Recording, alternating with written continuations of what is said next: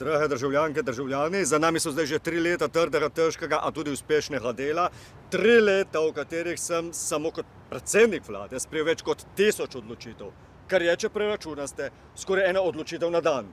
In samo danes sem recimo sprejel že 2. Je tako, tenceka moja?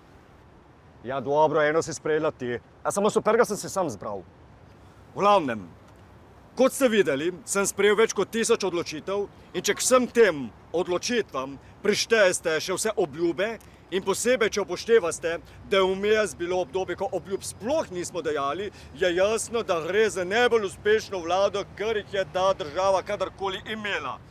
Prva vlada, ki o problemih ne samo govori, ampak jih tudi naslavlja. In vlada, ki dela tako dobro, si seveda zasluži dopust. Pravi dopust. Ne ono, ko greš nekaj 3-4 dni malo v Karihador, kolegu. Ne, to ni dopust. To je bilo tako izlet. Enkrat sem mogel celo pucati za sabo.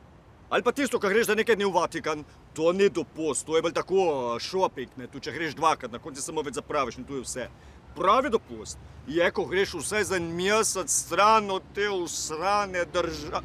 No, se opravičujem, od te službe. Česarkoli že. In da boš veš, vse 4 daš od sebe in ne delaš nič. Ne? Če se le da, recimo, ne vem, na Hrvaško greš, ne?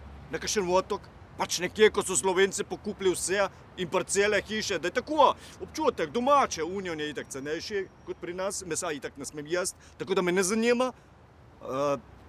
Kaj sem hotel reči, Tinceka? V glavnem, to je pravi dopust. In to iz srca privoščim tudi vam, drage državljanke, državljani, sploh tisti, ki si to še lahko privoščaste.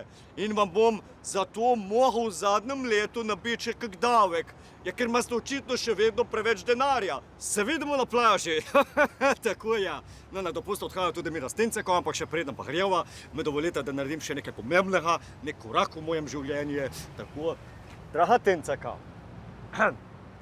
razmišljal sem, kaj, če bi lahko jaz enkrat tebe posnel od spodaj gor, da se te vidi tako. Pa Tinceka, kaj je narobe? Pa se vem, da vedno ti snemaš, samo me ne moreš vedno ti snemati. Pa Tinceka, kam greš? Pa ne tja, tam se gre na KPK. Nazaj v druga smer. Tam nas bodo preiskovali. Ne na KPK.